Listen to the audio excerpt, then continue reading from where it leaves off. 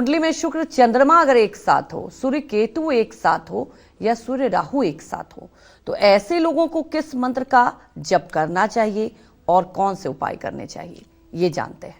बताएं पंडित जी। देखिए, सूर्य राहु अगर एक साथ होगा तो ये ग्रहण दोष है। सूर्य राहु एक साथ होगा तो ग्रहण दोष है। ऐसे जातक का पिता अल्पायु होता है, ऐसे जातक को पिता का सुख नहीं मिलता है, ऐसे जातक का पिता कम उम्र में ही मर जाता है। अगर उस पर शुभग्रह की दृष्टि हो, जैसे बृहस्पति उसको पूर्ण दृष्टि से देखता हो या शुक्र की पूर्ण दृष्टि हो, तो पिता की आयु बच जाती है।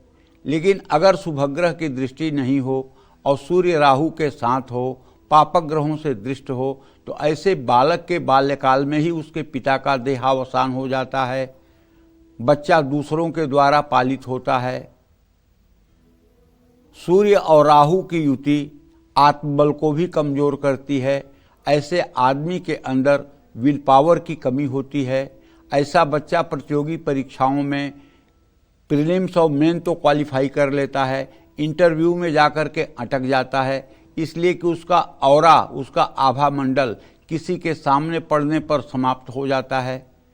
ऐसे में हर व्यक्ति, अगर किसी की कुंडली में ये दुर्योग हो तो उसको नाड़ी शोधन प्राणायाम करना चाहिए।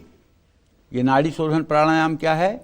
15 सेकंड बाईं नाक से सांस को खींचना, 60 सेकंड तक दोनों नाक बंद करके सांस को रोकना और 30 सेकंड तक दाहिनी नाक से सांस को निकालना। ये है नाड़ी शोधन प्राणायाम। इसको 5 बार करना चाहिए और सगर्भ करना चाहिए। सगर्भ क्या है? मंत्रों के सहित। मंत्र क्या है? ओम भू ओम स्वः ओम महा ओम जन ओम तपः ओम सत्यम ओम तत्सप्तुर्वरेण्यम भर्गो देवस्य धीमहि धियो यो नः प्रचोदयात् ओम आपो ज्योतिरसो अमृतम ब्रह्म भूर्भुवः स्वरोम।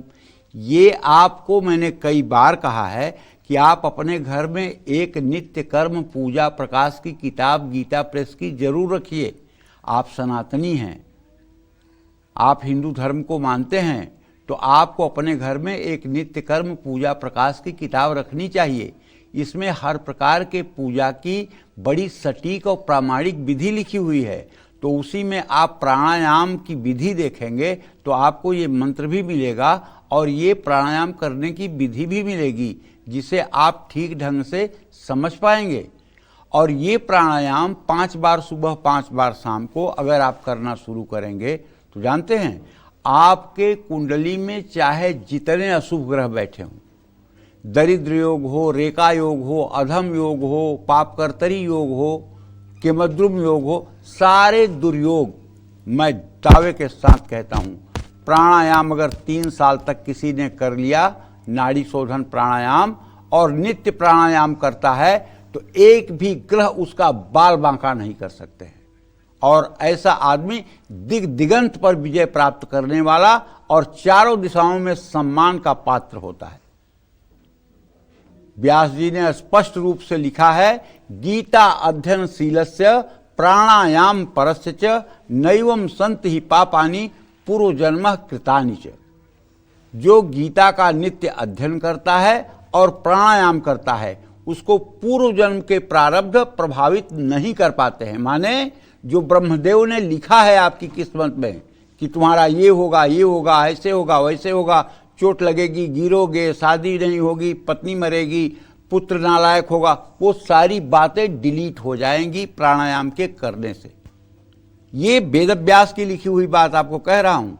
गीता अध्ययनशीलस्य प्राणायाम परस्य च नैवं सन्ति हि पापानि पूर्व जन्म कृतानि च। लेकिन भाई, ये प्राणायाम इतना आसान नहीं है।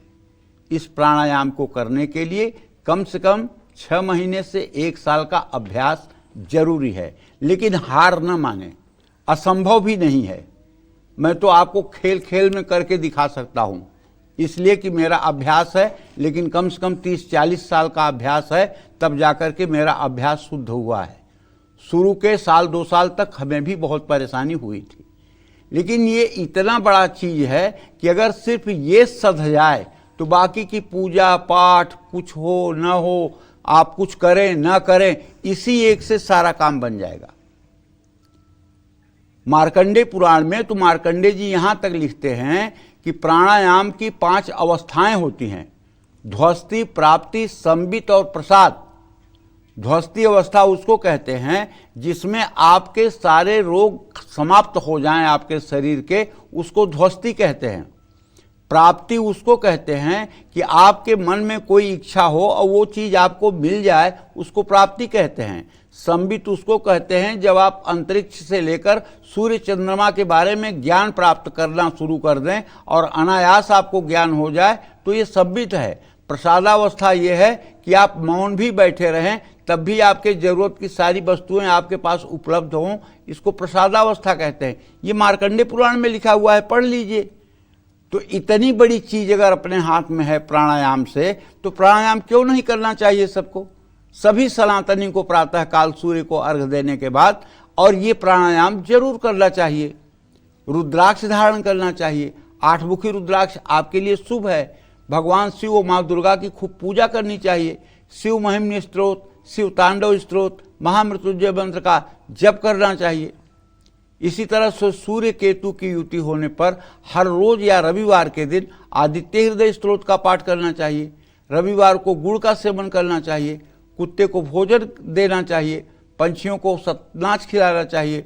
कुंडली में शुक्र चंद्रमा की युति अगर है तो ऐसे आदमी को प्राय होता क्या है, हर समय एलर्जी की प्रॉब्लम बनी रहती है। हर समय एलर्जी की प्रॉब्लम बनी रहती है, हर समय सर्दी जुकाम से ऐसा व्यक्ति पीड़ित रहता है। और शुक्र चंद्रमा की युति में ऐसे व्यक्ति को माता का सुख तो होता है, लेकिन अगर शुक्र और चंद्रमा की युति किसी अशुभ भाव में हो जाए तो मां के सुख में अभाव भी हो जाता है। तो ऐसे में चांदी का आभूषण धारण करना चाहिए, पुरुषों को चांदी का कड़ा धारण करना चाहिए, महिलाओं को चांदी का पायल हर समय पहनना चाहिए और चांदी के गिलास में पानी पीना चाहिए। जय मां विंध्यवासिनी।